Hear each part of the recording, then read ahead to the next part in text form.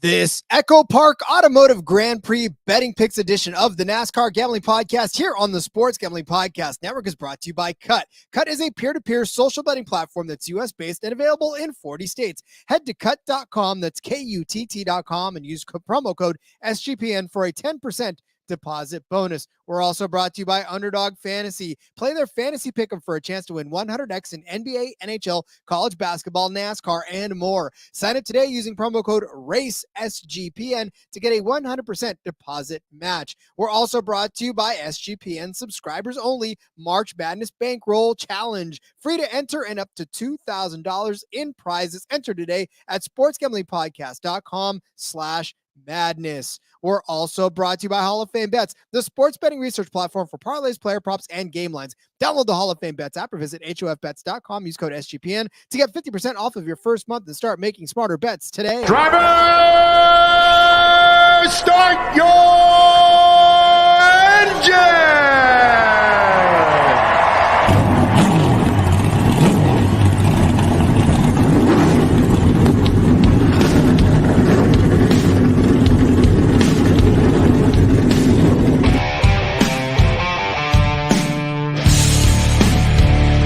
Strap in and pull those belts up tight as the Sports Gambling Podcast Network presents the NASCAR Gambling Podcast. I'll wreck my mom to win a championship. I'll wreck your mom to win a championship. With all the news and the best bets for your NASCAR weekend. It refrains me from not beating the out of you right now because you ask me stupid questions. But since I'm on probation, I suppose that's improper to say as well. If you could talk about racing things, we could talk about racing things. Now, here are your hosts, Rod Villagomez and Cody Zeeb.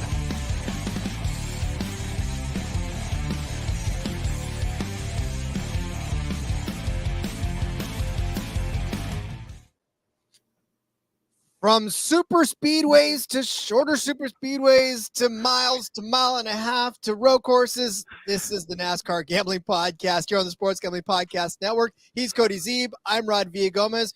We cover it all. Air, land, sea, doesn't even matter at this point. We're just here for the ride. We're the U.S. Navy, air, land, and sea, right? That's right. Hell yeah. Are they? Yeah, I guess they are. I think that's what, yeah. I was in the Navy. I should probably know that, but whatever. You probably should. I was the land portion of the Navy, so we had that covered at least. I know the Marine Corps is over land and air and sea, so I mean that's part of their song. Yeah, but I mean they're part of the Navy, so you know whatever. Oh, it's like they are. But Rod, here we are, the biggest track in NASCAR. Love to see it. We're 1-1 on the first half unders for March Madness. That's all right. 50% start. We'll take it.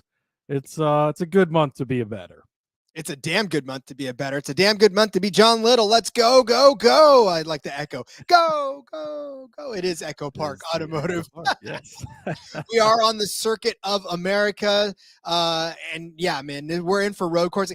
It's crazy because, again, we're just on a different track configuration than we've been on all season long.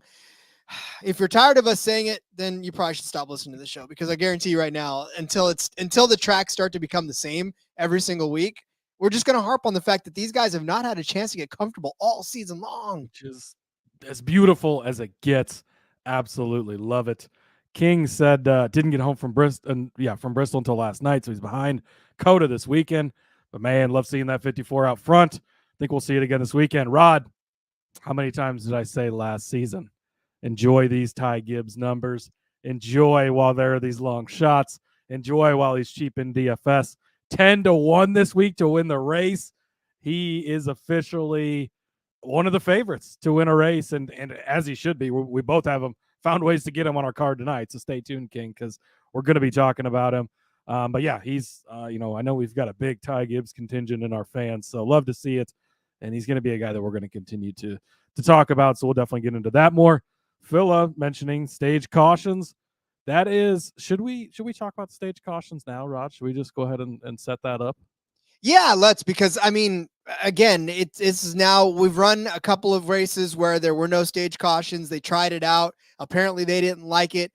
I don't know. I'm still mixed because I only saw it one other time. You know what I'm saying? Like, we just saw it once again. Right. We had a couple of races where they didn't do it, but I don't know. You can make the argument either way. So stage cautions for most of the road course races were not in. They didn't do them last year, right? And that's kind of what people have been asking for.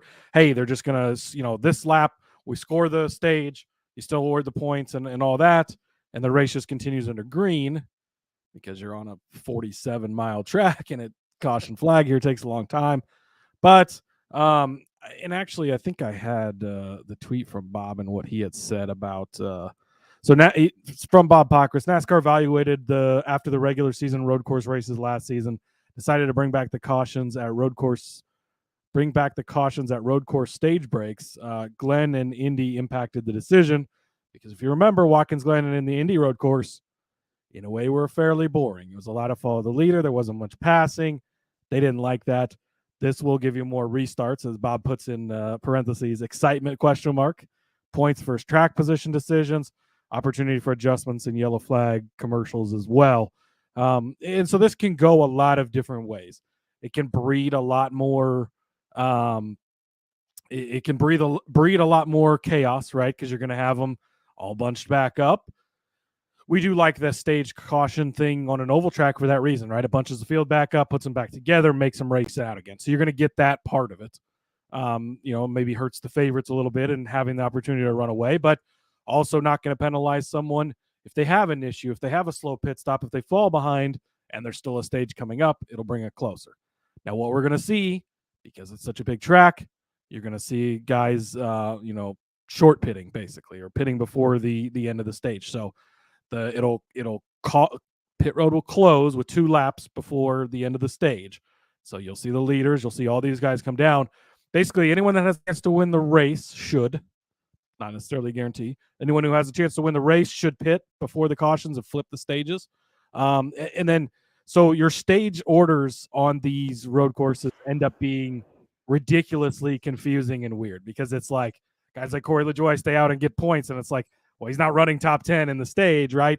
But he gets the top 10 results. So there is actually going to be an angle. I'll be interested to see when the stage numbers come out because you can bet later in the week generally on stage 1 winner, stage 2 winner.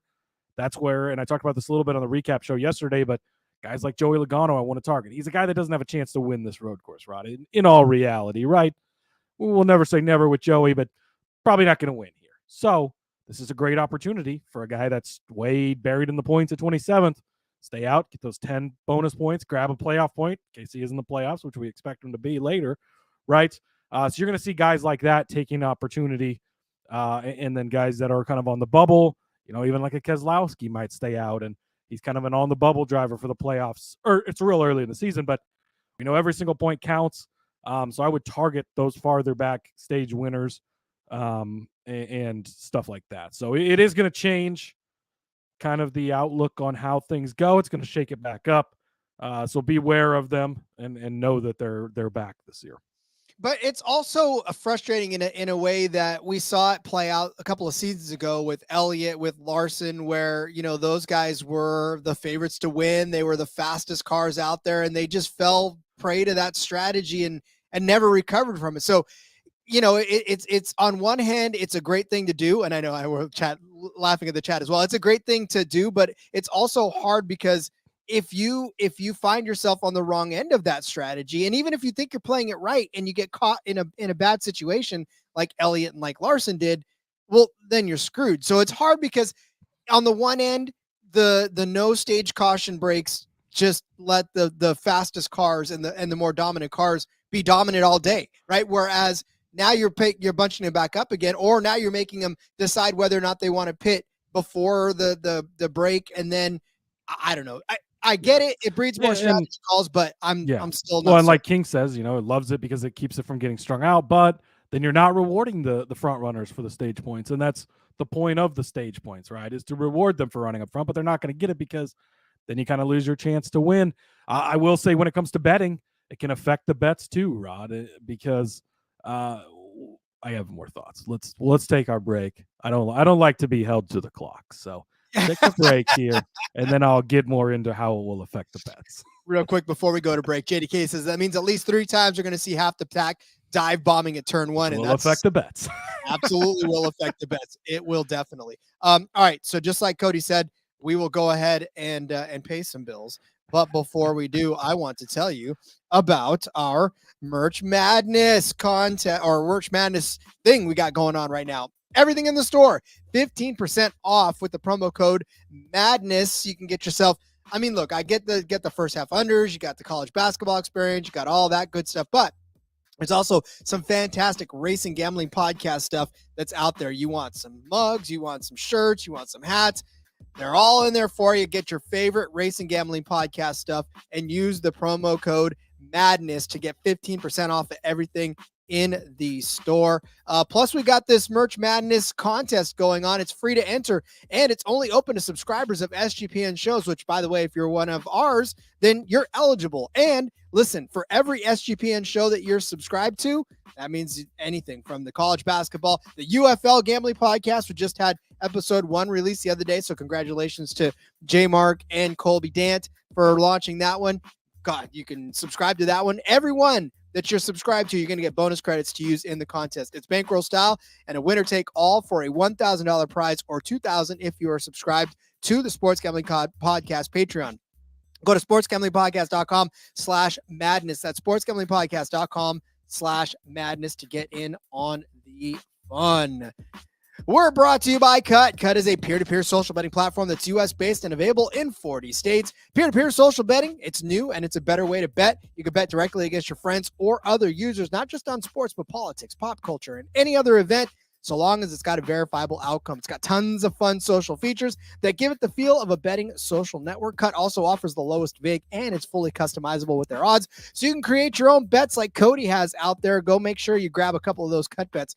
Look under the racing tab, and they've got them in there for you. Kutt handles the payment side of things, so you never got to chase anyone down for money ever again. There's social features like group chats, betting leaderboards, head-to-head history, user profiles, fan groups, and so much more.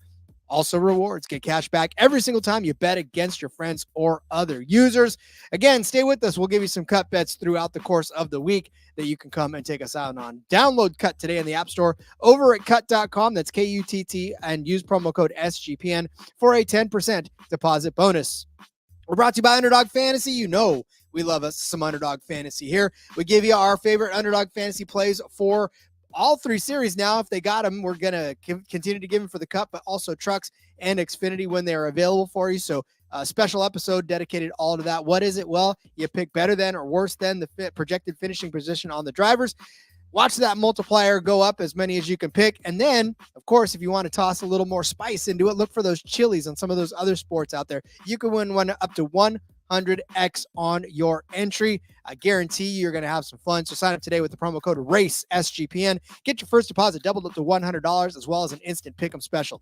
Visit UnderdogFantasy.com or find them in the App Store. Don't forget to register with our promo code RACE-SGPN to get your first deposit doubled up to $100 as well as an instant pick'em special. Must be 18 or older and present in the state where Underdog Fantasy operates. Terms apply. Concerned with the play? Call 1-800-522-4700 or visit www.ncpgambling.org. All right, Cody. So, again, we got to talking about the stage cautions affecting your bet. Cody didn't want to be on the clock, so shot clock is yours, bud. It's wide open. Yes, thank you. Go ahead and take your break now, Ron, and I will just talk for a long time. No, but it does. It will affect it. It not only can, it will affect the betting because you're going to have a bet on someone. They're going to be doing decent. They're going to be hanging out 11th or 12th place. You're going to be thinking, all right, he's getting close to cash in this top 10. Then he's going to decide to stay out, win stage 2, get shuffled back, and get pushed back. That's going to happen. I will say there is an element to super speedway betting at road courses that I want to caution everyone on before we get into the bets, because there's a lot of head-to-heads out there this week, which I love. I know you're on a few. I found so many other good bets. I didn't have any space to fit in head-to-heads, Rod, but that's okay. But on road courses, it doesn't take much to go from 3rd to 36th in 2 seconds because you get spun out on the last lap when you've been driving up there all day. So just be aware as you place these bets, and we're going to talk about examples of this as we go through and place some of these bets because some of these guys results in the past, not indicative of how their car was or where they ran because they were wide for the lead on the last lap.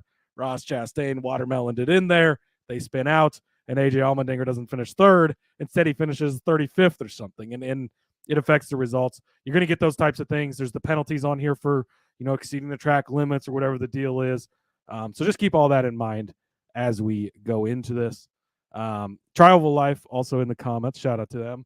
I swear to Lee Petty himself, if Austin Cindric doesn't get that long shot love. Hate to break it to Trioval, buddy. hate to break it to you and Lee Petty. So Austin Cindric, a guy I was very interested in betting this week. He might come up in the DFS or the Underdog episode later on this week. So definitely tune back in. Very interested in him. I had him circled top Ford. I went to go look at it.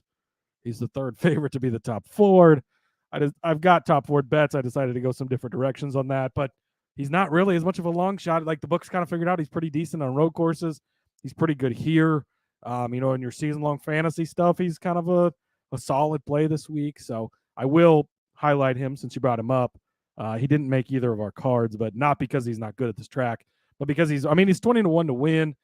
Could be considered. There were some other guys I liked a little more as far as the winning odds in that range. So, but he's definitely notable driver to mention. Yeah, he is a driver on this track, and therefore he is worth mentioning. In fact, my brother saying an ad, what gives you the right to make money? I need to know which back marker in the field needs to be bet on. Hey, maybe it's Austin Cindric. You're about to find out. Yeah. Oh, yeah, Austin. So, yeah, good lead into Austin Cindric. And, hey, that guy that made the ad comment, he stuck around. Look, we're 17 minutes into this, Rod.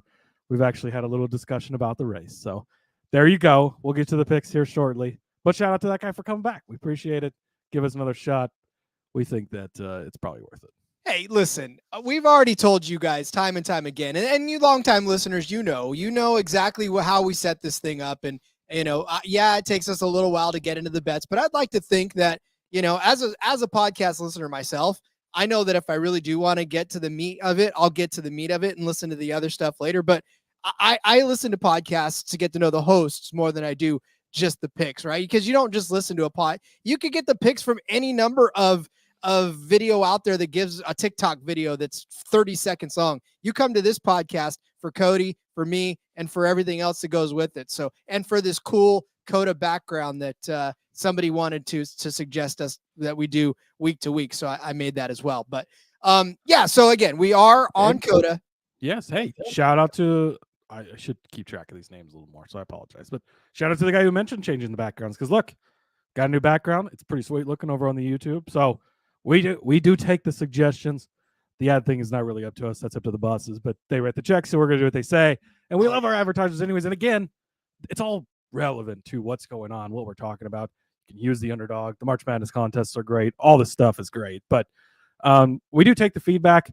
We've morphed this show a lot based on feedback we've gotten from people since it began. Again, we were once a week. We only did cup picks. Now we do all three series. We do the DFS stuff. Like, it's all because of things from people. So we appreciate the feedback, and we love that you guys are listening, that you care enough to give us feedback. And I'm not trying to sell you hair loss stuff or, Lynn started using Kutt, won first two bets. See? Boom. We made Lynn money because we had an ad. There you go. That's how that works. Boom. My brother already knows one of the hosts. Yes, you do. Lynn also says you guys are doing great. I mean, listen, if my brother didn't know one of the hosts already, he knows you, Cody. Everybody knows you. You are it. King saying he never bets anything. Just enjoy knowledgeable NASCAR talk each week. Hey, listen, we're here for that. And that's part of it too. You don't have to bet. Or if you play fantasy games, some people play fantasy games. You can use this information for that. If you don't bet at all, we talk about racing. We talk about who to watch for, what we like. You can be watching the race and be like, oh, look, they were right about that guy. Or you can be watching the race and be like, imagine they were on that guy. Look how that worked out for them.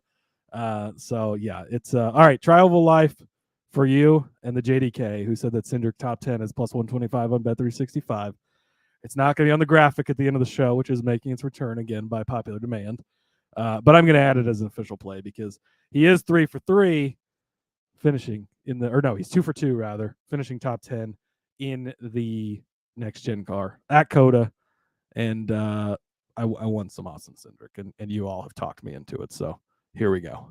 Indeed. All right, I'm going to set this race up before we step away one more time and then get to our bets. So it is, of course, the EchoPark Automotive Grand Prix at the Circuit of the Americas in Austin, Texas. We are set for 68 laps around this 3.410 mile road course for a 231.880 mile race.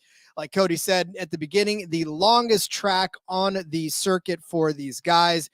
It's going to test everything. There's elevation, there's hairpins, there's a dive bomb in turn one. There's so much stuff to take Jimmy Johnson out before he even starts a race, which I'm still very bitter about. So, yeah, definitely a big test for these guys.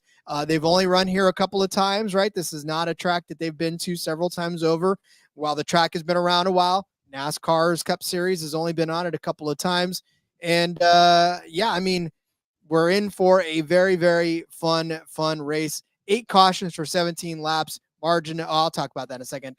In the first, last year, 2022, 9 cautions for 13 laps. So, I mean, there's trouble to be had on this track, and they're going to find a way to do it. So we're in for it. Quick note too. I mean, we're going to look back obviously at the 2 races in the next gen car here. You're always going to weigh in the next gen more. There was that first race back here in 2021. Go to the Discord, look at the video I posted in there. They were literally racing in a monsoon. I don't know how Martin Truex Jr. didn't die that day. Oh my God. That was to completely throw that race out. It's meaningless unless they're planning on racing inside of the ocean again this weekend. Because that's basically what was happening that weekend, and it was an atrocious disaster. A wind tunnel with excess rain and all that in it. Yeah, so that was. I mean, not let alone the fact that it's not the next gen car, so it'll be a little harder to weigh things. I really wouldn't look too much into 21 because it's not going to be comparable to anything that's going to happen this weekend. No, that was a torrential downpour that just woof. I don't even want to think about that. That gives me nightmares. So, all right. Well, then let's do this. We're going to set up our bets when we come back. But first, let me tell you about Gametime. Buying tickets is so stupid. I don't know why anybody puts themselves through. Remember the days when you could walk up to a counter and say, 2, please? And now you can't even do that anymore because they go, oh, did you buy your tickets on the app? And you'll say, no, I wanted to buy them here. And they'll say, oh, I'm sorry, we don't sell them to you here. We sell them to you through the app. And then you go on the app, and then they charge you 3 different service fees just to buy tickets that you could have bought right there at the You know what, though? Gametime takes all that stuff away for you. Gametime allows you to buy tickets without the stress of all of that nonsense. They will give you the lowest prices. They will not charge you an arm and a leg for tickets that you could just walk up to the counter and buy. And it's all from your phone, which makes it convenient, but also they're going to send you a picture of the seat that you are sitting in, something you can't get when you buy the ticket straight from the desk. So much good stuff tied up into this Gametime app. They got, like I said, the lowest prices for the last minute tickets, just in case you can't make it right away and you need to buy tickets on the last day or maybe even a couple of minutes before. You can still buy them for the lowest prices. So snag those tickets without the stress with Gametime. Download the Gametime app, create an account, use code CFBX for $20 off of your first purchase. Terms apply. Again, create an account, redeem code CFBX for $20 off. Download Gametime today. Last minute tickets, lowest price guaranteed. And in the chat, that's our friend Erica, big Ty Gibbs fan, which we'll be talking about him in a few. She says NASCAR submarines. We should get a hold of RFK and see if they buildsubmarines.com can do NASCAR submarines to do that race again, because that would be crazy. Your brother's saying let's chat. So again, the chat, get chatting in the chat. That's a lot to say. Who does everyone root for these days? Harvick guy looking for a new home. I have the answer for you right here. His name is Corey LaJoy. I know you didn't think he would make an appearance on the podcast this week, so you are welcome. Anytime you get a chance to bring that picture out, it was a way to wedge him in. Hey, he finished like 11th place here last year. Very much not indicative of how he ran, but a good example of how somebody can finish 11th after running 32nd all day. So that's the way this race could go for sure. Well, Nick, listen in. I'm sure there are plenty of opportunities for a driver to rear his ugly head for you to root for as well. All right, Cody. Well, then let's start setting up some betting cards. I know that the people that don't like our chitter chatter are waiting for this part. So let's for them. By this point, they should know to just fast forward to this section because I give them time where codes. the picks start. I lead them by the hand to this part. Yes, exactly. But all right, Rod, I'm going to start with mi amigo. Look, Rod created the doc this week. He beat me to it. I was a little busy today. He sent the doc. I clicked on it immediately. I raced over there. I wrote in Suarez and one other guy just so that Rod wouldn't take any bets on them. I didn't even know what the odds were yet. I didn't know what bets I wanted, but I wanted to get him in there. And mi amigo's the first guy on the docket. Go back to the 2022 race here. Absolute fucking rocket from Daniel Suarez. He was dominating this race early. He starts second place, leads the first 15 laps. Power steering issue hits him. He has a tire go down. Just a rough race for him. You go back to last season. Ryan over at iFantasy Race. Again, if you're not following him on Twitter, if you're not checking out his website, you should be doing all of these things. So much useful information and so many great things. He posted the entire leaderboard with 11 laps to go last season in this race because it's very indicative of how people were actually running. Very chaotic after that point. Again, to the point I made earlier. If you fast forwarded, you missed the point, which is why you should listen to the whole show. But to the point of it can be chaotic at the end. With 11 laps to go, Daniel Suarez was running second place to Tyler Reddick. He'd been there all day. Daniel Suarez ran second place almost this entire day to Tyler Reddick last season. Ends up finishing in 27th, Rod. So again, the finish not indicative of how he ran in this race. He's already got a win in the bank. I think that that's very important. He doesn't have to go out and race for those stage points. He can take some chances if he wants to. Also, he's very good at qualifying on road courses specifically. 5th and 2nd the last 2 seasons is where he started here at COTA. He started 3rd at the Roval. He had the pole at Indy, 5th place at Chicago, 9th place at Sonoma. So his odds are not going to go, well, they've already jumped way down. He opened at like 25-1. Some books he's as low as like 14 or 16-1 now. We'll get into his winning odds in a little bit, but his odds are moving quickly, and I don't think that they're going to go back up. I would not wait till post-practice, post-qualifying to get in on Suarez. He won at Sonoma in 22, 3rd place at Indy in 22 as well, 5th place at Watkins Glen in 2022. So he's a very solid road course racer, and he has done extremely well here the last 2 seasons. Again, the results not been there, but that does give us this good number. I should probably tell you the bets because I don't think I did that. I'm going to take him top 10, minus 110 over on Bet365. Last week I was all in on Keselowski. Keselowski top 10 was my favorite bet on the board. This is my favorite bet on the entire board this weekend. Daniel Suarez to finish in the top 10, minus 110. That's over on Bet365. I'm also going to take him. I'm going to sprinkle my pole bet in early this week, Rod. They are not giving us much grace on the pole bets this week. It's very low numbers for almost everyone. Denny Hamlin worth a look at 10-1, but I didn't pull the trigger there. Daniel Suarez, for the case I just made as far as how good he qualifies, plus 750. He's going to be my lone shot at the pole this week. Yeah, I love it. I mean, Daniel Suarez, kind of an underrated name this weekend. He may be tossed around quite a bit because I think a lot of the sharper folks in this business, the Derricks, the Elliots, the Phils. I think I've found myself like so pigeonholed in listening to such smart people that sometimes I feel like someone's a popular play, but it's not necessarily like widely popular. It's just the smart people in our corner, like the Derricks and the Phils, end up all being on the same guy. And I'm like, yes. But I'm like, maybe this is too chalky. But then I'm like, no, I think it's just because they're smart. So I would imagine those guys are going to be on him too. I'm assuming so. All right. I'm going to start my betting card with shots fired already at SVG. I know this is going to anger a lot of folks, but listen, I saw this matchup and I was like, you got to be kidding me. And at minus 120, I still don't even care. Chase Elliott over Shane Van Gisbergen, as they like to say on the broadcast. But listen, are we freaking kidding me?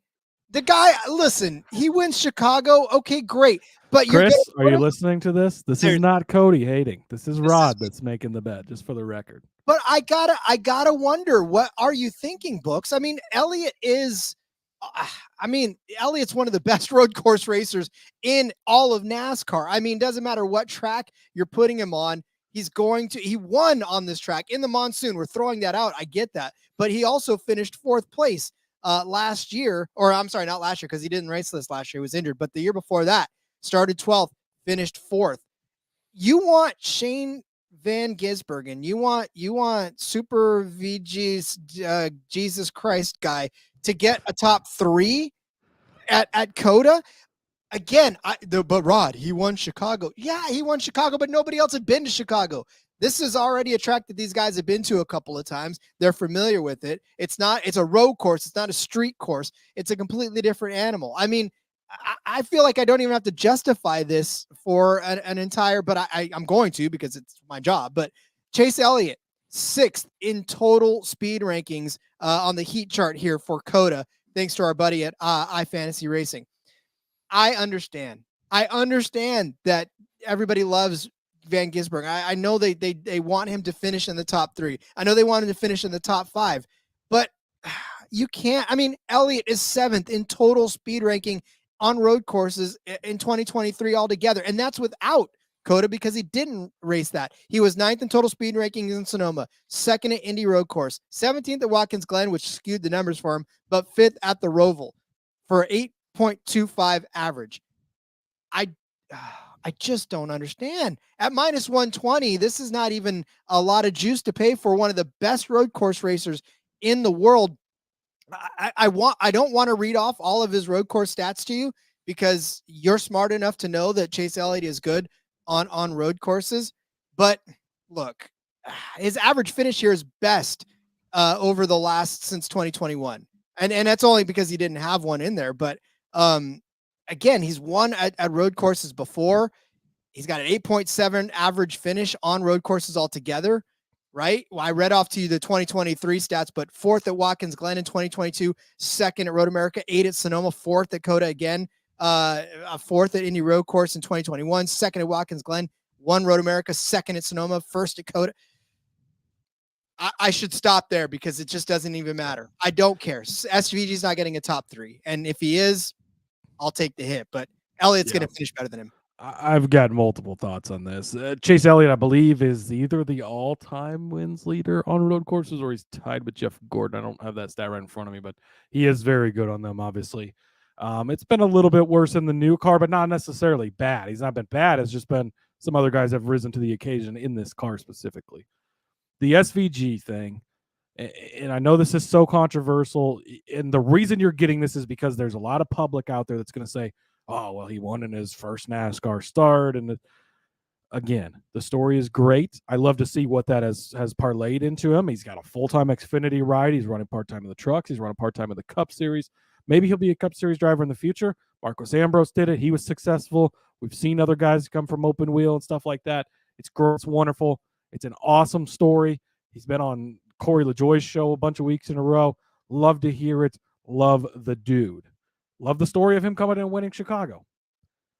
Chicago was its own animal. These guys had never been on a street course before. I think AJ Allmendinger was the only driver who'd ever raced on a street course before. It was SVG's type of thing. It turned into his type of race. There was the weather aspect to it. There were all these other things that lined up.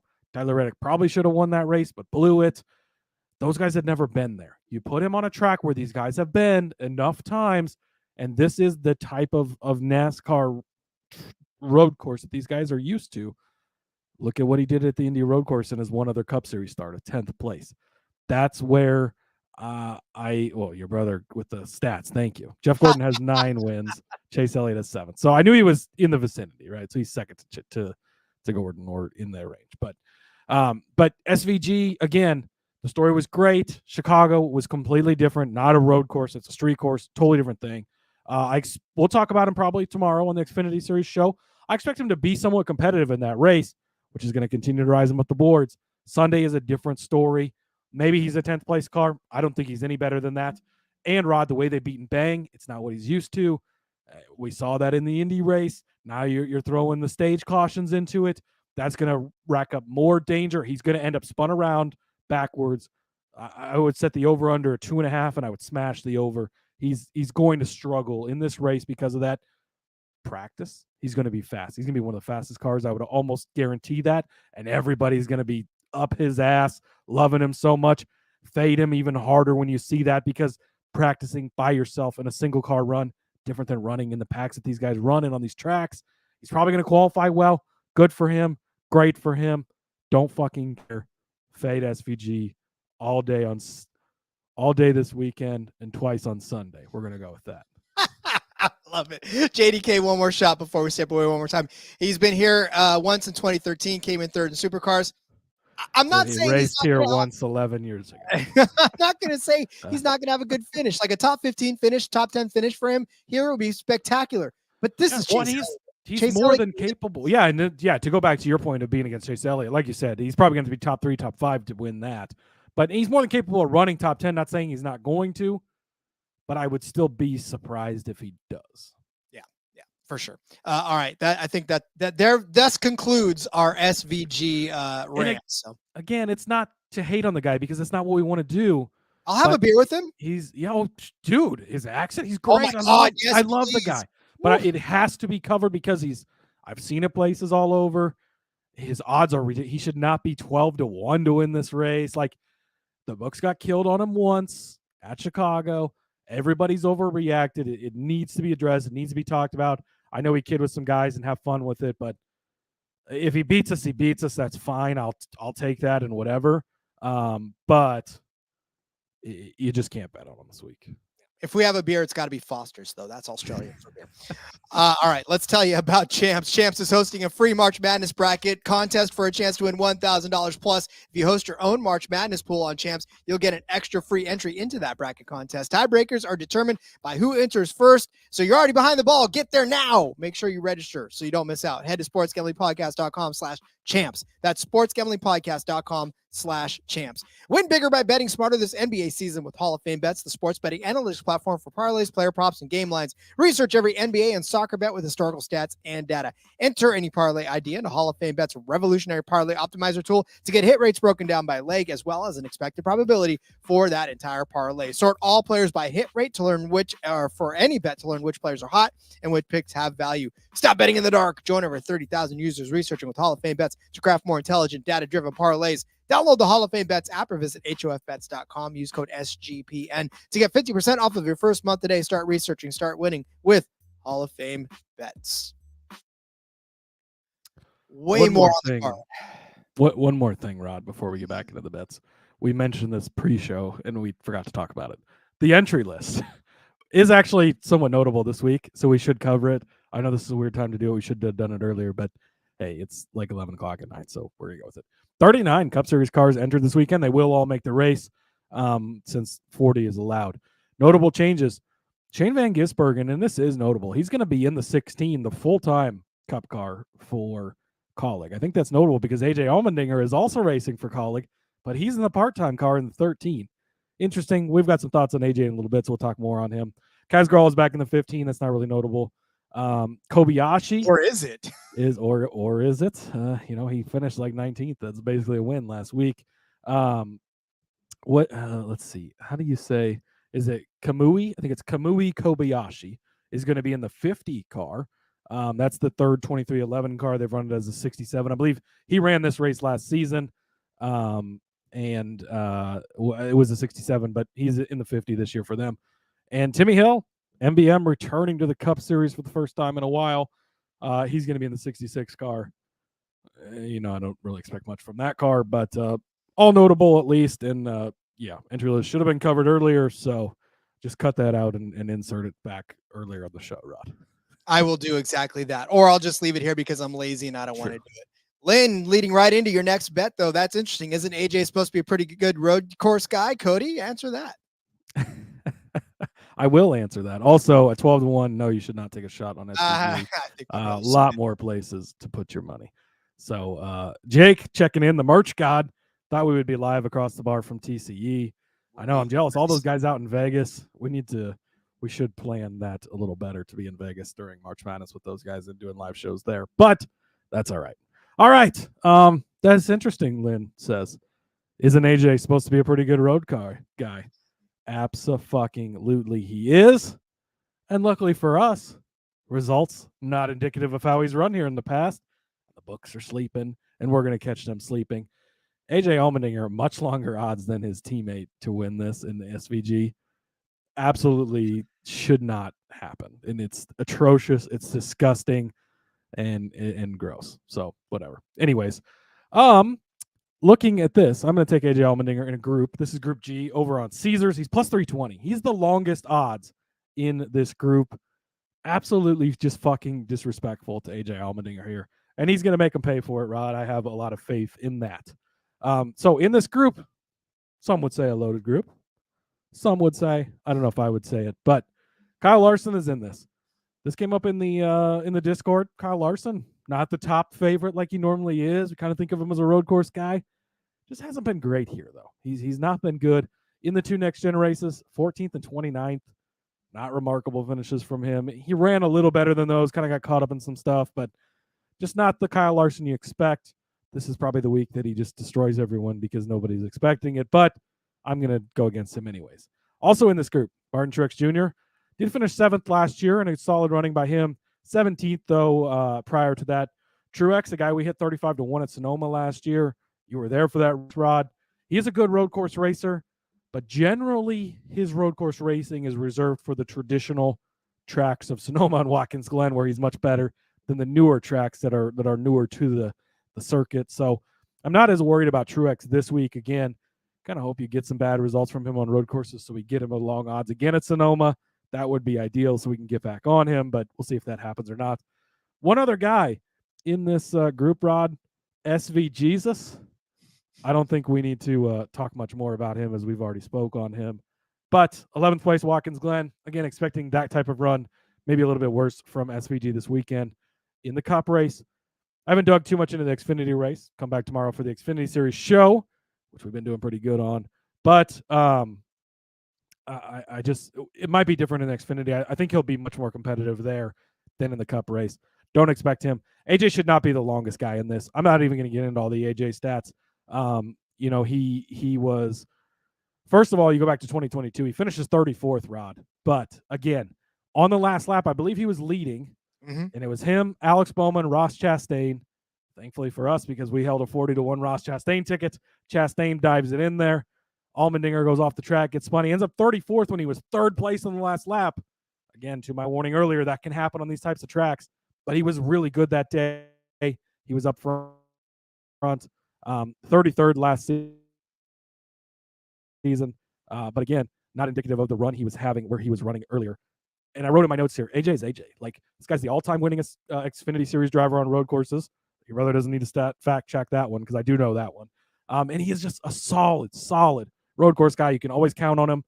Books are really sleeping on him this week, which I get because if they're just looking at the results from the last 2 years, not good, but not indicative of how he was running in those races. I expect him to be up front again. Hopefully this time he doesn't get out. He can win this group. Should not be the longest guy in Group G over at Caesars. So AJ Allmendinger plus 320, Group G. Well, and let's get this straight. You, my friend, were holding the 40-1 on Chastain. I was holding the ticket on AJ Allmendinger. Actually, so yeah, that is true. That was my heartbreak and your redemption. So yeah, I'm definitely still bitter about that one. However, look, I don't care if AJ's driving the 16, the 61, the 91, Oscar the Grouch's trash can. Like, he's gonna be able to get a car around this track and be competitive because he's AJ freaking Allmendinger, and I have faith in this guy on road courses. So yeah, and he did have a power steering issue at Sonoma where he ended up having a decent finish, especially for not having power steering for as many laps as he did. And cooling suit issue at another one. Yeah, he had a brake failure at another race. Colleague again, and I thought Ryan over at iFantasy Racing again, just killing it. He tweeted out today, I believe it was, that this is the first race this season in the Cup Series where colleague is actually #trophy hunting, as they say. So yeah, but I mean, they're actually trying to win a race this weekend. Again, that's probably the one big dig you could take on this is the equipment, but SV Jesus also in that equipment. So, keep that in mind if you're trying to bet on him. But I'm not too worried about that. AJ can overcome a lot of stuff, and he's been good here the last couple seasons. He's one of the best road course racers we've ever seen. And so I'm just going to stick with him. I agree. All right, so we'll talk about Chastain just a second ago. I'm going to take him in a head-to-head. He's going up against Chris Buescher. Chastain's minus 125 over Buescher on this one. I'm going to take that one. And I know that everybody loves RFK and they love Chris Buescher and they know that he's got the second highest average on road courses since February of 2021, right? He's actually got a 10.1 average finish, second only to Chase Elliott in that. And Elliott's down a race, obviously, because of missing this race last year. But Buescher, 10 top 10s, 3 top 5s in 18 races on road courses since February of 2021. I mean, he's been pretty damn good, right? I understand that. But you look at Ross Chastain here at COTA, right? Overall, his next gen total speed rankings, thanks to our buddy Ryan at iFantasy Race, second only to Tyler Reddick. Obviously, he was the fastest in 2022. He was the 4th fastest in total speed rankings in 2023. So he averages 2.5 right behind Tyler Reddick in this instance. I mean, Chris Buescher on this track, a 13th, a 21st, and an 8th place finish. I mean, granted, yeah, they're all solid finishes, right? And you'd take that any way but Sunday, right? But Ross Chastain here, a 4th, he won. We talked about the 40-1 ticket that and a 4th place finish. So he has not finished outside of the top 5 in all 3 of these races. Even the wind tunnel monsoon that was the 2021 race, he still managed to find a way to finish 4th in the 42 car, no less, not even in that one car. So I'm telling you right now, I honestly believe that Ross Chastain is good enough to continue his road course. I mean, like I said, the average finish here at COTA is right behind Chase Elliott for Ross Chastain. Of course, what's funny, both of these guys are right behind Chase Elliott. But but Ross Chastain, he doesn't have a great road course record outside of COTA. But guess what? Doesn't matter. He's got it figured out at COTA. Yeah, he's got something dialed in COTA. So I like Ross Chastain over Chris Buescher. And listen, his top 3 number is at plus 350. I'm going to take a stab at that as well. Yeah, he doesn't have a top 3 on this track yet, but I say that yet. And I think that this is going to be the week that he gets it done. We have seen Ross Chastain competitive so far this season on several different track configurations. Have the finishes all been there the way he wants them to be? Nah, but I don't think that his talent is lacking, and I think that he's got the ability to finish inside the top 3. So I don't think Buescher can finish in the top 3. I think Chastain does. So I give him a Chastain a top 3 at plus 350, and I put him over Chris Buescher at minus 125. Yeah, I love this. He's 3 you're right. JDK says he does have one top 3. I'm sorry. Yes, he does have one top 3. But he's 3 for 3 finishing inside the top 4 at this track, and all 3 times we've ever come here. Again, the 2021 thing skewed. Asterisk on the Chase Elliott being the best finisher here also. He's only made 2 starts. He didn't drive in this race last season. Jordan Taylor was in that car because Elliott was hurt at the time. And I think Elliott, did he win the 21 race? I think the monsoon race. I'm pretty sure he did. So that is a little bit skewed too in his favor because he missed last season, only has 1 start here in the next gen car. So I will mention that a little bit off topic. But I like this. I love this. Actually, I've got some more Chastain in a little bit. So I will circle back, touch on him in a bit. Your brother wants to know when the 6 is finding victory lane. JDK says definitely not this week. Nope. Agreed. Michigan. That's go ahead and clip this, bookmark it. Michigan. That's when you're going to see the 6 in victory lane. Hopefully this pans out better than my Bristol prediction, but I'll just keep trying until we're going to hit it eventually. So, is what it is. All right, Rod, next up for me. I did put the Austin Cindric top 10 in this box. We've already covered that earlier in the show. In addition to the card, not going to be on the screenshot at the end, but I do like the Cindric top 10 plus 125 over on Bet365. But the other guy I raced to the docket and put in, first of all, it was mi amigo Suarez. Second guy I wanted to make sure I had action in on, Alex Bowman. Yes, that was not a mistake. I meant to say Alex Bowman. Top 10 number, plus 125 over on Caesars. Alex Bowman, another guy that kind of has this place figured out. There's 3 guys who have finished in the top 5 of the last 2 seasons here. It's Tyler Reddick, the very much favorite to win this race by quite a bit. Ross Chastain, who you just mentioned. Alex Bowman is the other guy. He was one of those 3 wide for the wins, on that last lap in 2022 to win this race. He actually finished 8th there in 2021. Again, I wouldn't look too much into that. But second in 22, to Chastain at the 40-1 cash for us. Third place in 2023. He was top 5 in stage 1 in both seasons, so he's been running up there throughout the day. And again, not a bad road course racer by any means. 8th place at the Roval, 5th at Indy, 15th at Sonoma is even not a bad one. Go back to 22, he was 12th at Road America, 16th at Sonoma, 14th at Watkins Glen. So he hangs out, does well, and at this track in particular, Alex Bowman just has something figured out.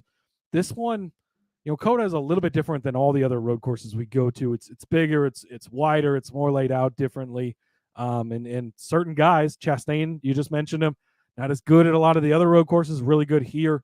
Bowman is another one of those guys.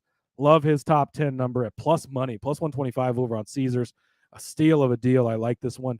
I had his top 5 written in here. I think it's like plus 350 or so. I would consider that. I'm not going to play it. I don't know why. Alex Bowman scares me a little bit, but I love his top 10 number at plus money. I don't want to get greedy. I think that's fine if he finishes in the top 5. The top 10 bet will still cash. That's actually how that works. So Alex Bowman, top 10, plus 125. And then honorable mention for the official play of Austin Cindric, top 10 at plus 125 as well.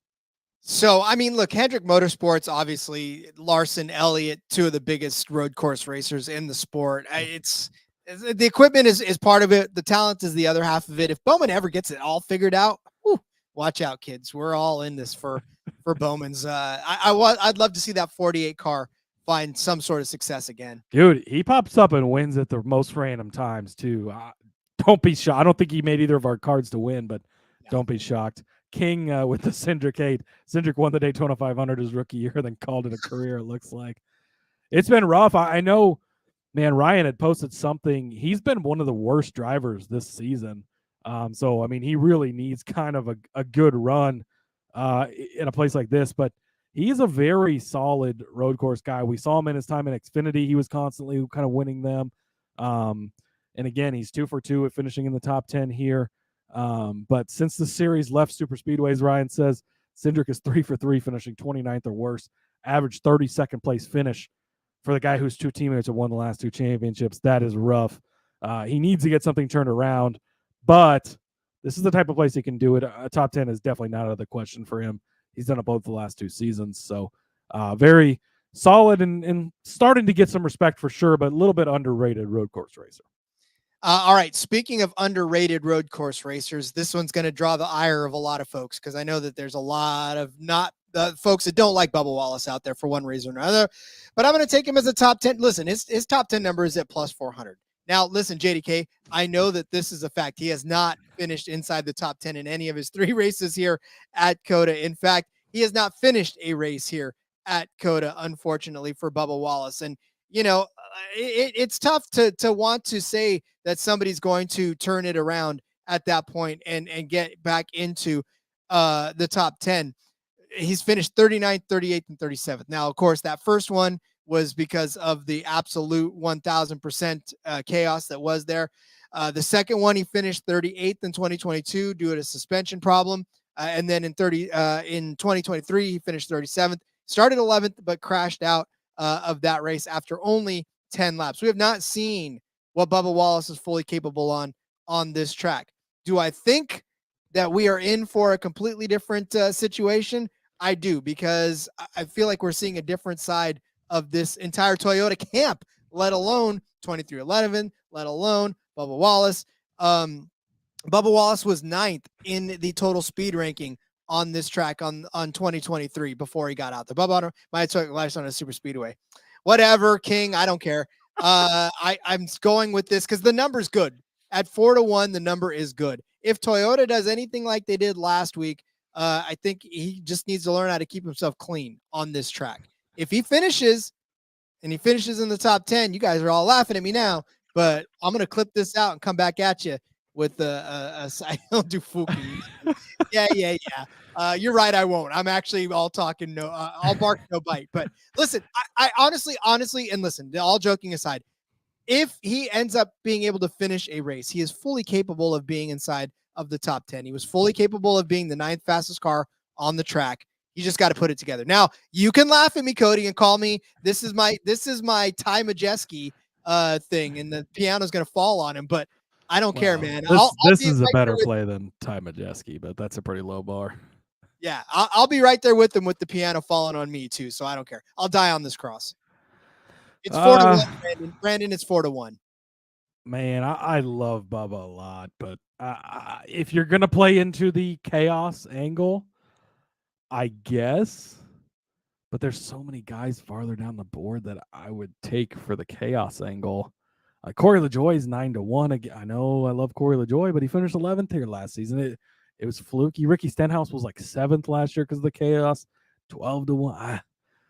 I don't like to disagree with you, Rod. I usually save it for the Xfinity race, but I don't know if I can back you on this one. It's boy. That's the good part about it. You don't have to. It's fine. Well, good, because I'm not. Next up for me, look, full transparency here. Rod stole the bet that I wanted, and it's going to be the next bet he gives out. So I will fully back your next bet because I wanted this bet. I was extremely mad when you beat me to this bet. But that's okay. Found a different way to get in on my guy, Ty Gibbs. I'm going to take him, Rod, plus 450 over on Caesars to be the top finishing Toyota. Look, the Toyota field, as we talk about, smaller, right? You've only got, it's up to 8 guys now, and actually 9 this week with Kobayashi. Wow, Brandon Cook's getting plus 590 on Bubba. So that's a little bit of a better number. I guess we're talking a little more, but still other people I'd probably rather take. Anyways, 9 drivers in the Toyota camp this week. But group-wise, Ty Gibbs is the guy that sticks out. Look, Tyler Reddick is the favorite in this group, plus 110. We're going to get to him in a few. He should run away with this race, absolutely destroy everyone and win this race. But, Rod, it's not always the case. How many times have we seen it? Doesn't always happen. Ty Gibbs, I think, is a really good play at plus, wow, he did the number of movies, plus 550 now? Okay. That's strange. It actually moved down, or up. Great. Anyways, we'll take that. So you got Tyler Reddick. Again, he's going to be the best Toyota. I don't think that's going to be questionable. But, this is if something happens, basically. You're playing in case. Christopher Bell's plus 380. Okay, not too worried about him. Truex already kind of talked about. Gibbs would be the next favorite driver. Denny Hamlin. Denny Hamlin qualifies really well on road courses these days. Finishes aren't always there. You can't always rely on him. Kobayashi, it's a good story. It's cool. He's not going to be the top finishing Toyota. Bubba Wallace is 45-1. I guess if you want to play him somewhere crazy, this might be the place. But Eric Jones, 55-1, I think for good reason. John Nemechek is 75-1. But again, this is really a play on if something happens to Tyler Reddick, who I'm going to be heavily invested in a few minutes, then Ty Gibbs is going to be right there. I think he'll be the next best Toyota. There's also a chance. I mean, look, Ty's 10-1 to win this race, and he can have a strong day. He can outrace Tyler Reddick at a track like this. I'm not putting that past him either. So love Ty Gibbs. And I think that he's a very strong play. Look, he's been great in the Xfinity Series on road courses. We've seen that over the years. He's been strong the last 3 weeks. He's carrying all that momentum. 9th place last year in this race, a solid run from him there. 4th at the Roval, 5th at Watkins Glen, 12th at Indy. Was even 9th at Chicago. And again, all his wins in Xfinity, he's a solid play. Plus 550, I think, is a good number for him. And again, builds a little chaos. Tyler Reddick maybe leads, what is this race, 75 laps? Maybe Tyler Reddick leads 74 of these laps. Well, it would probably be about 70 laps because the 4 he doesn't lead at the end of the stages. But maybe he leads all these laps, gets spun at the end. Ty Gibbs is right there, grabs the top Toyota at the end of the day. It'll soften the blow on some other things. So love Gibbs, top Toyota.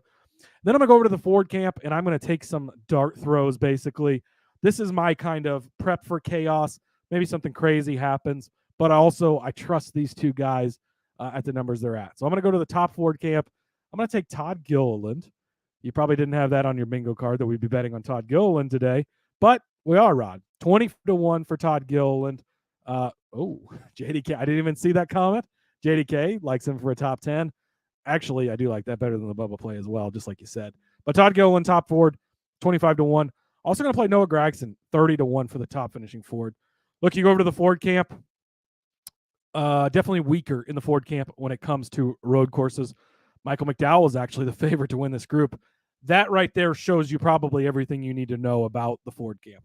Now, McDowell's a good road course racer, But when it's not guys like Blaney, Logano, Keselowski, the guys you normally see at the top of this group, that does bring something up.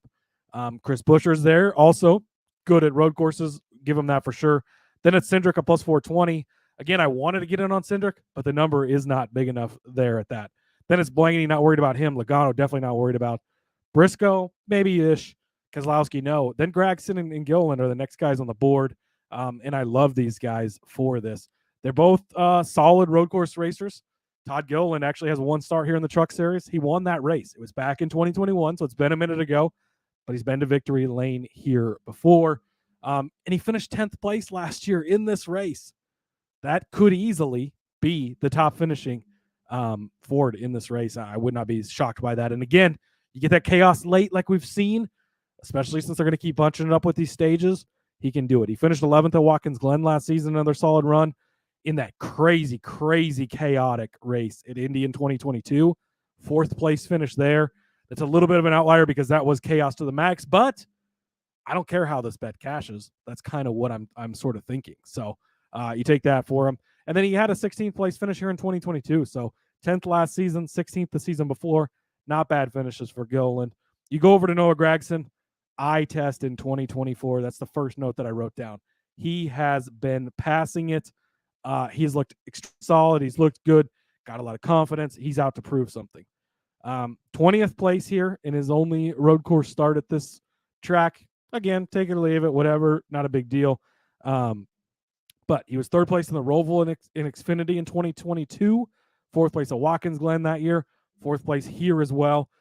Never a great road course guy. I don't think he's going to compete for the win, but he's always been a solid road course guy. He can get it done. Again, you sort of maybe need some chaos to cash these bets, but it's not even necessarily required. A solid top 10 run could cash these bets for you. So Gilliland, Gragson at 25-1, 30-1. Those are my guys for top Ford. And then, of course, Ty Gibbs, top Toyota, plus 550. I can't go with you on Todd Gilliland. I'm sorry. I know that Gilliland love is out there. I'm with my brother. What is a Todd Gilliland? This is your Bubba Wallace of this. Yeah, but it's 25-1, not plus 450, Rod.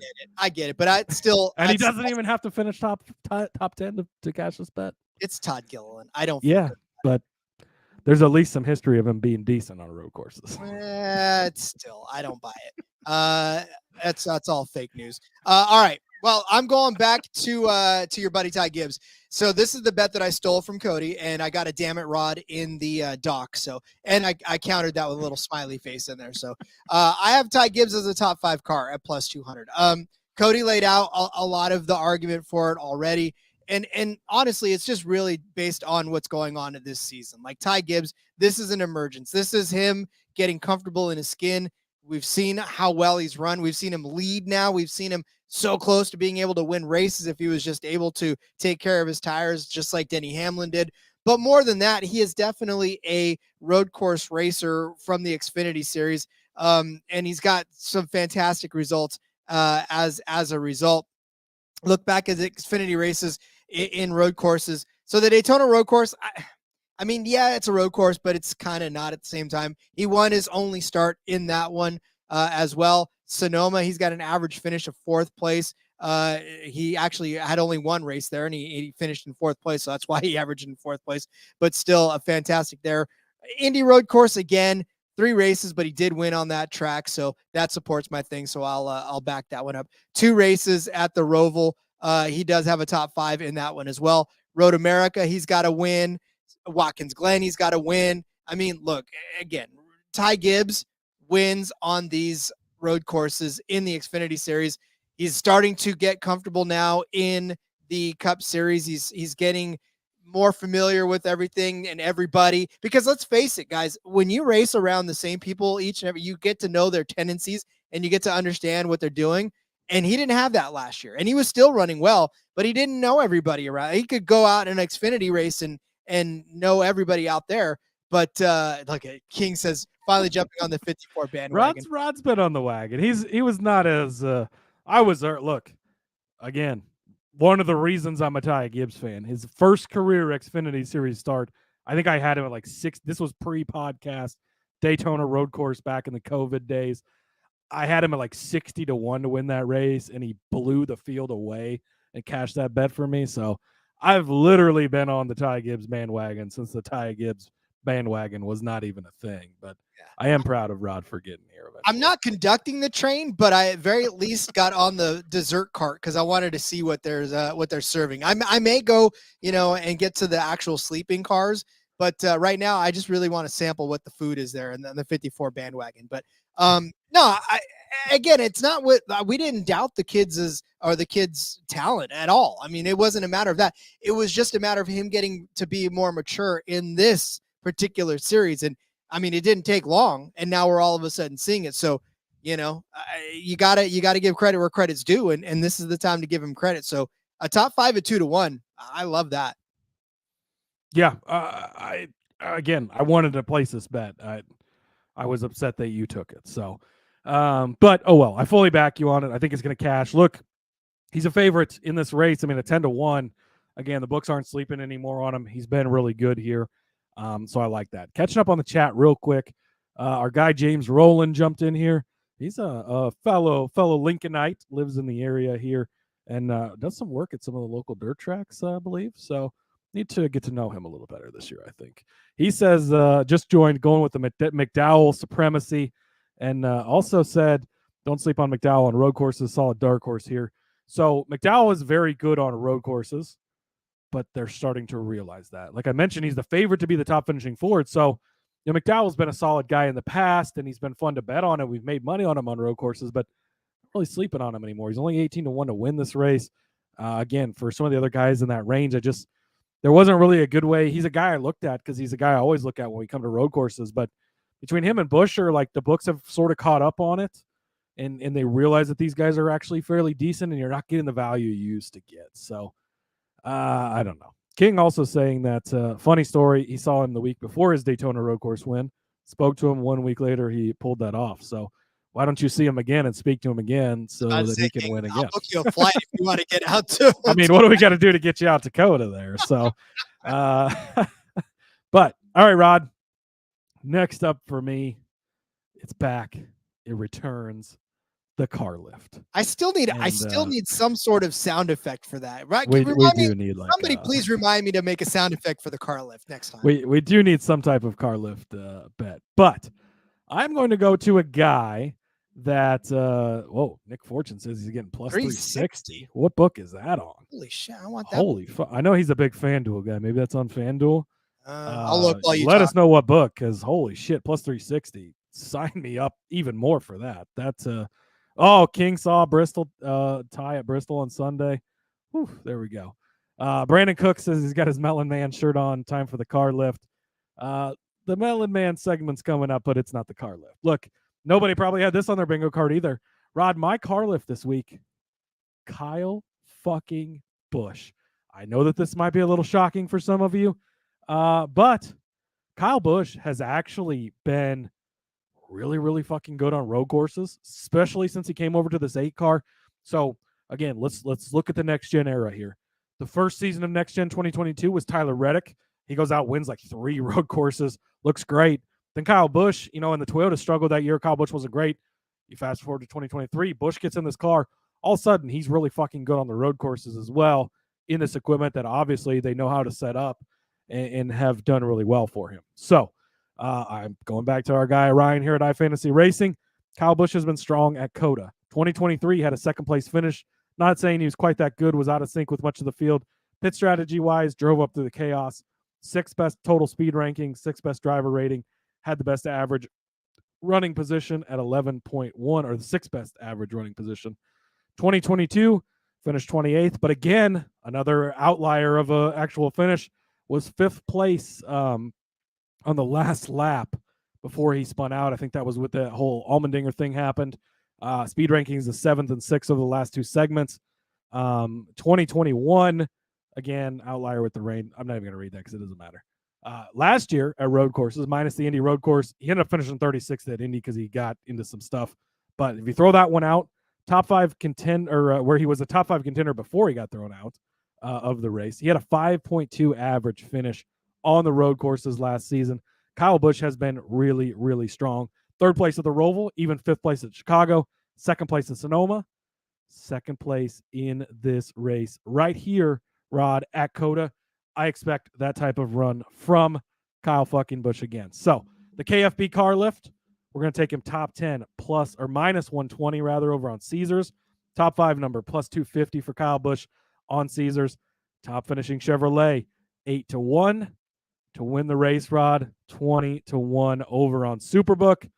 Love some Kyle Busch this week. I think he's a guy. Again, I haven't listened to a ton yet this week or anything, but not heard a lot of buzz, not seen a lot of buzz. I hang out in some places, kind of see what the chatter looks like. Not really heard much about Kyle Busch this week, which I fucking love because he's going to come out of nowhere. He's going to do this car lift for us. So all in on Kyle Busch this week. Again, it's been a pretty rough season to start for Kyle Busch, right? He was involved in that 3-wide finish at Atlanta, but outside of that, it's not been great. Things haven't looked good. This is a good place for them to get back on track. He's proved to be good here in the past. I think he'll continue to be good here. So love the Kyle Busch car lift. He's going to have to KFB out of nowhere for this to cash, because I'm telling you right now, there's just, yeah. I mean, look, I hate on one bet Rod has, and now he's hated every single bet I've given. I hate the rest of your bets. Actually, I hated this bet when you put it in there, but I see it. That's what makes it so great, though, Rod, is nobody sees it coming. Then it's going to hit, and everybody's going to be like, wow, look at this. Yeah. No, and I totally, I mean, again, listen, you're the one that's right more than I am on this show, so I can't ever go against you on this anyways. But, it's definitely, it's just hard because he's just been so damn frustrating outside of that one race. He's not the Kyle Busch we're used to seeing. So, but yes, I mean, and for the record, if you want top 3 as well, it's plus 450. That's not officially on the car lift, but top 3 plus 450. Oh, guess what? It's officially on the car lift now. Plus 450, top 3. If we're riding this car lift, Rod, we're taking it all the way to the top. Add it. Yeah. Plus 450 on Caesars over there for Kyle Busch as the top 3 car. So, all right. It's not going to be on the graphic, but I'll read it off at the end. All right. I'm going to go to a fun bet, and this is a margin of victory bet. I am going to go the margin of victory in this race between 1.001 and 2 seconds. I say this because a couple of things. Well, we talked about the stage break thing and the no stage break thing and all that other good stuff. But it doesn't really matter in this instance, because in 2023, the margin of victory on this track was 1.411 seconds, right? And that was without the stage cautions thrown in between. The year before that, in 2022, the margin of victory on this track was 1.331. That was with the stage breaks and the stage cautions. Therefore, that makes no difference. In 2021, in the complete and total craziness of monsoon, oh wait, well, I finished under caution, so who cares? But the 2 races that actually do matter on this track have been within the 1.001 and 2 second range. And it doesn't matter about stage breaks. It all ends the same. These guys, especially if there is a late caution that bunches them all back up again, that means that all of these guys are not going to get spread out. And honestly, we didn't see a lot of cars spread out anyway in this one at all. I mean, the average speed of this race was 72.886 miles an hour. There were 8 cautions on this one. The last caution of this came on lap 72 of 75 in 2023. In 2022, the last caution came on lap 67 of lap 69. So again, these late cautions bunch the field back up and don't allow a guy to go running off into the distance. So I mean, I love this, the average the margin of victory rather, and get this, it's at plus 350 for this. It's happened twice already, and they're giving you all 3.5 to 1 for it to happen again. Yes, please. Yeah, I like it. I believe, I think last season, the last caution was that lap 11 caution, and then we went green, but it was still a decent battle to the end, and you had the close finish. Maybe that's the type of finish that this is going to do. So, like it. Catching up on the chat real quick. James saying, see, this is why he listens. You guys give the numbers and talking about betting with his heart. He announces the Eagle and Beatrice. I went to Eagle a bunch of times last season. I haven't been to Beatrice in a long time. I need to get out there this year. As far as he knows, the nation's only legally blind race announcer. Love it. That's pretty fucking cool. So props to you, buddy. Keep up the great work, guys. Beers soon, Cody. Yes, we will do that. And then Nick also updated that it was top 3 was the plus 360. Yeah, for Ty, I saw which that too. I don't hate that either. The top 5 I'm definitely a little more comfortable with, but I like it. Also, your brother meant to say Jimmy Johnson is the best ever. Kyle Busch is close, but he hates him anyways. He does, and he's definitely not a Kyle Busch fan. It's in the family. Yeah, it runs in the family. So, all right, Cody. Well, I guess all that's left is to announce who we think is going to win this race, or again, as who we think is not going to win this race for Cody, because everybody else is fair game for it. Bet everyone but SVG. Have a good evening. We'll see you next week. Bye, guys. Just kidding. All right. Obviously, gave out Kyle Busch as part of the car lift. Look, Tyler Reddick. I don't go to the top of the board very often. He opened at 7-1 in some places. I hope he got it at that number. He's down to 5-1 at MGM. I would bet this, or I don't think, Rod, that you can wait and get a better number. Maybe you luck into it, but last season you actually had the winner at this race in Tyler Reddick at 10-1. Gave him out 10-1 in the podcast. He came out because everybody was unsure. Toyota hadn't been good. Well, what's he going to look like in this 45 car? It was new. It was everything. Absolutely blasted everyone in practice. Blasted everyone in qualifying. He was like plus 300 by the time the race started. You got that early good money. I don't know that this number is going to get bigger. He's going to be extremely fucking fast here. He's proven to be the best road course racer in the Cup Series in the new car. Again, Chase Elliott kind of had that mantle, and he kind of passed it on to Reddick here. And Reddick has just been so freaking good. He's been good at this track. He's been good everywhere in the next gen car when it comes to the road courses. Very, very big on Tyler Reddick this week. Again, I don't go with the favorites often, but when I do, I go big. I'm heavily invested in Tyler Reddick to win this race at 5-1. So love playing him. He is one of the three drivers that's 2 for 2 on top fives here. Again, Alex Bowman, Ross Chastain, the other two. So love that fact. Best driver rating at all road courses last year per iFantasy Racing as well.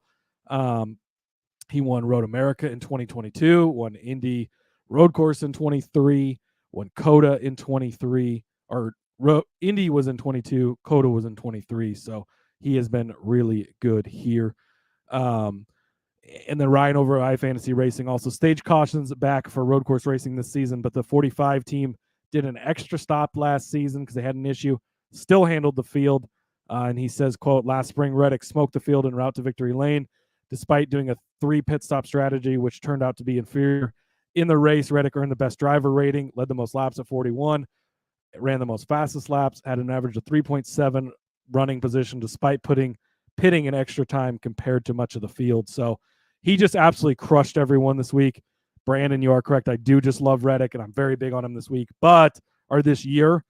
And I think this is the 4th week in a row I've bet on him to win. But of all of them, this is the one you got to bet on him, I think, because he's a massive favorite. Not necessarily a massive favorite, but a big favorite for a reason, so I love him.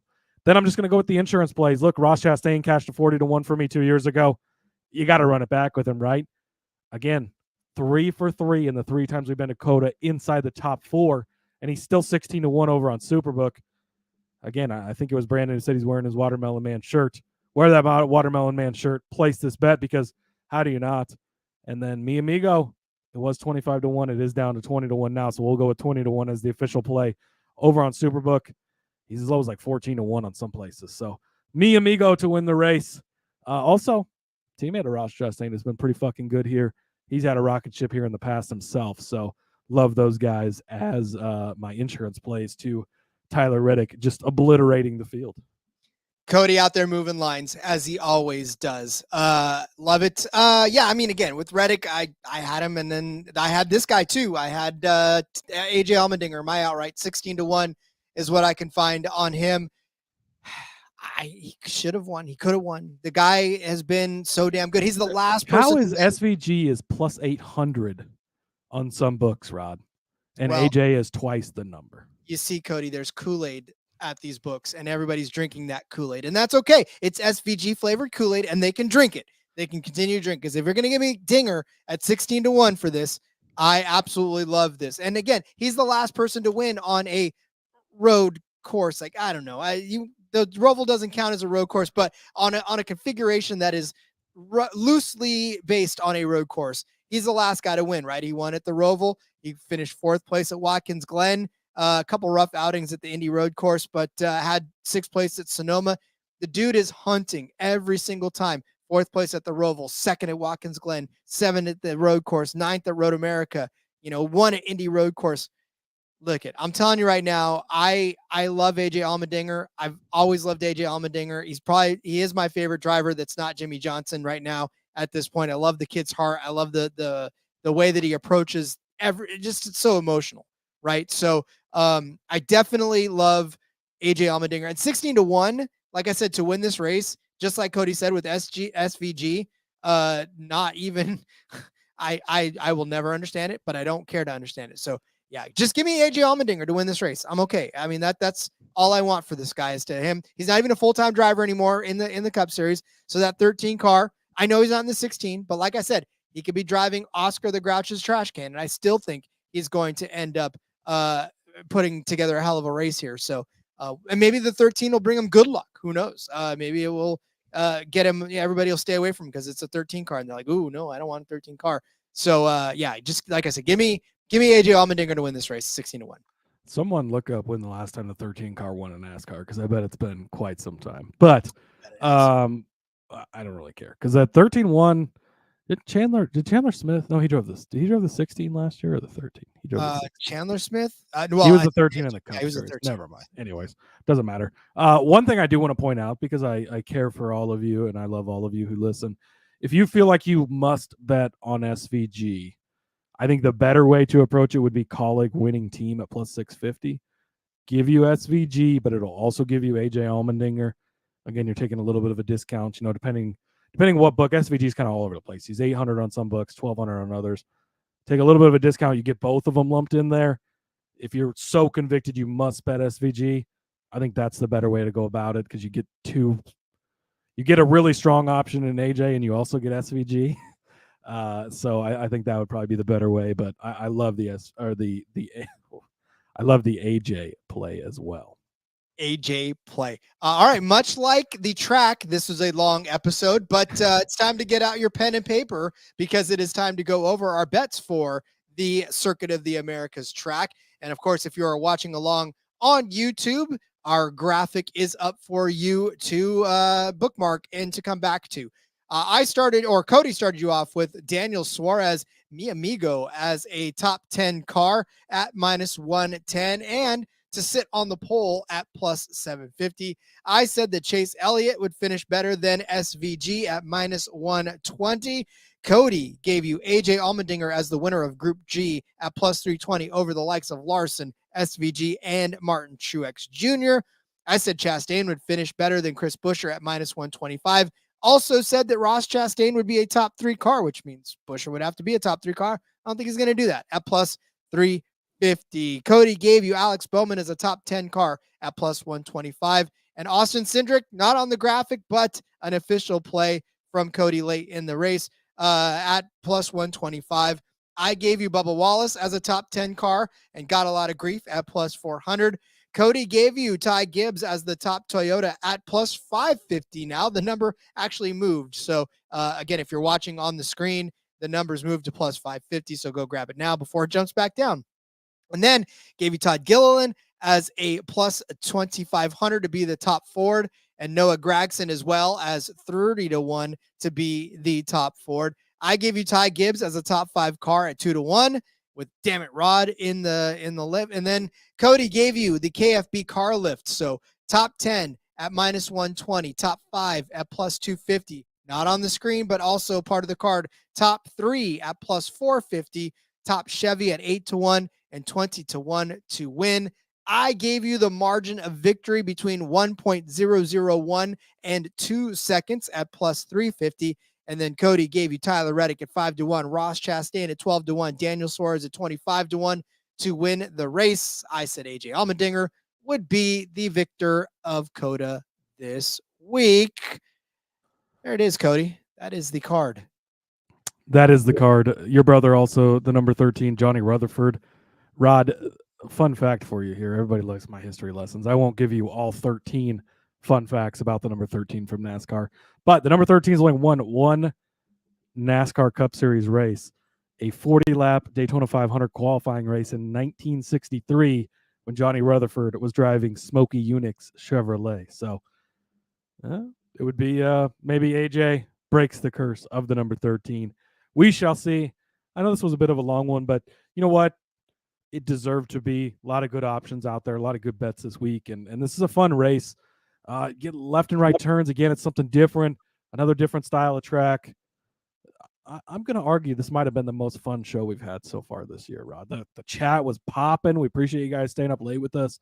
Recording a little later than we normal. It's been a crazy few weeks for both of us, so we appreciate you guys working around that, hanging with us, and interacting. We love it. Let's go win some fucking money. We've hit the outright winner last 2 years in a row at this track. Let's keep it up. Do it again. Love to fucking see it. I do too. In fact, it's funny. Dan Marino once owned the 13. Yes. Oh, With I believe Bill Elliott was co-owner on that. Jerry Nadeau drove that car. So Jerry Nadeau, yeah. Your Rod's old Army driver also I know. Also drove that 13 car, which was a fun experiment back in the day. Indeed. Yeah, maybe we should do late shows more often. I mean, no, I'm just kidding. We won't. But it's just everybody's in here loving it. Yeah, it'd be fun. Yeah. Hey, worked out. It's good. We appreciate all of you guys. Love you. And love you that have been listening. I will tell you right now, the Cup shows have been the most successful show by far. So you guys are continuing to make this Cup show the what drives everybody else. We can sustain all of the other shows because you guys have made this the most popular show of the week. So we love you for that. And hey, if you're listening to this show and if you've made it, we're an hour and 26 minutes into this, Rod. If you're listening right now and you're not listening to the Xfinity and Truck Series shows the next 2 days, doing yourself a disservice because we've done okay betting in the Cup Series so far this season. We've fucking mopped up in those other 2 series. We're planning on doing that again this week. A lot of ringers, a lot of guys stepping down in those series this week, which offers some good value on some guys. So excited to dig into those the next 2 days. But I know basketball's out there. I know we're betting all 36 first half unders and a lot of other fun stuff. But plenty of racing to bet on this weekend. Plenty of money to be made. Don't give up on it. Let's go. Do not give up on it. All right, Cody. Well, then, as we put everybody to bed, good night, everybody. Or if you're listening in your car, don't go to sleep. Please don't go to sleep. No. Wait till you get home. Then we'll say good night to you. We'll stop and then replay and say good night, everybody. Let everyone know where they can find you outside of the confines of this screen. Yeah, follow me over on the X at Husker_Zeeb. You can find all my work over there. If you are into March Madness, the basketball stuff, I got a ton of articles for sportsgamblingpodcast.com over there. I've shared them all on the X. First half unders article is out for me over there. We've actually got a live Google sheet in the article that we're going to constantly update the odds as they change and where to find the best one. We're shopping all the books, where you can find the best number, best price. That's all going to be in there. So that's a useful tool. Got some upset parlays, got an East region bracket preview, all kinds of fun shit for March Madness. So go check it out. Join us the rest of the week for a lot more fun shows. And good luck this weekend at Coda. Indeed. Yeah. Join us the rest of the week as we break down Xfinity, trucks, and, of course, DFS and Underdog picks. Follow me on Twitter at RJ Villagomez. Link in the bio, everything I got going on, whether it's here, whether it's Sportsbook Review, or, of course, in between media. I'll be cutting it up with Seth and Elliot for Coda this week as well. We'll see you guys tomorrow. A little earlier, probably. A little later. I don't know. We'll figure it out. But keep your eyes on that. Click the bell. Let everybody know, or when we go live. All right. Good night, everyone. Until then, let's go racing and let it ride.